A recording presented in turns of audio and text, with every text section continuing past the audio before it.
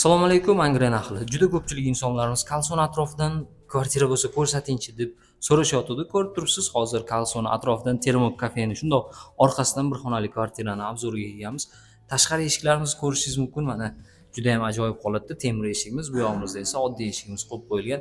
Kirganimizda doim o'ng qo'ldan boshlardik. Hozir chap qo'limizda hojatxona, yuvinish xonalari ekan, shundan ko'rsatib o'tamiz.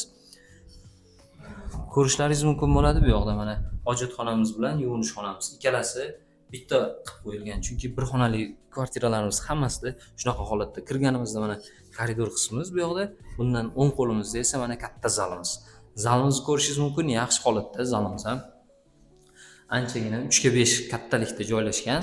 Bu joyimizda akfa oynalar va jalyuzi pardalarimizni ilib qo'yishgan. Garatskoy otoplenalar deymiz, shahar otoplenalariga ulangan, qishda issiq holatda bo'ladi deyishyapti uy egalari. Ko'rib turibsiz, ta'mirlari o'rtacha holatda, o'sha aboylarimizni tortib qo'yishgan.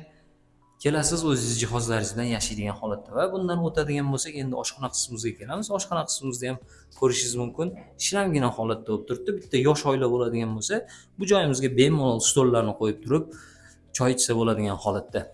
Bu yoqda ham xuddi shunaqa otoplenalarimiz bor. Gaz, suv, svet, umuman muammo joylari yo'q.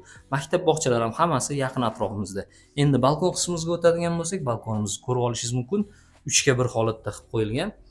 Plastiklar bilan yopilgan. Bu joyimizda mana oddiy oynalarimiz. Manzilni, mo'ljalni yana bitta tushuntirib ketaman. Angren shahar kolsiyosini shundoqqina pastida Termok kafesi bor. Bu joyimizda esa mana bu yog'imizda Kempo bor. Termok kafeni shundoq orqasidagi 4 qavatli domlarning 3-qavatida joylashgan. Mana 3-domdamiz. Endi narxlarga keladigan bo'lsak, uy egalari $20,700 narx so'rashyapti. Bank orqali bo'ladigan bo'lsa yoki naqd bo'ladigan bo'lsa ham farqi yo'q. Bemalol kelib turib baraka qilsalaringiz bo'ladi. Pastda telefon raqamlarini qoldiramiz. Bemalol telefon qilib aloqaga chiqib gaplashsalaringiz bo'ladi. Sunnatiga 1-2 so'm o'tib beradigan joylari bor. Bu videoni Kalson atrofidan bir xonali kvartira qidirib yurgan tanishlaringiz bo'ladigan bo'lsa, jo'natib qo'ysangiz sizdan ancha xursand bo'lib qolishardi. Ko'rib turibsiz, ta'mirlari o'rtacha holatda keladi.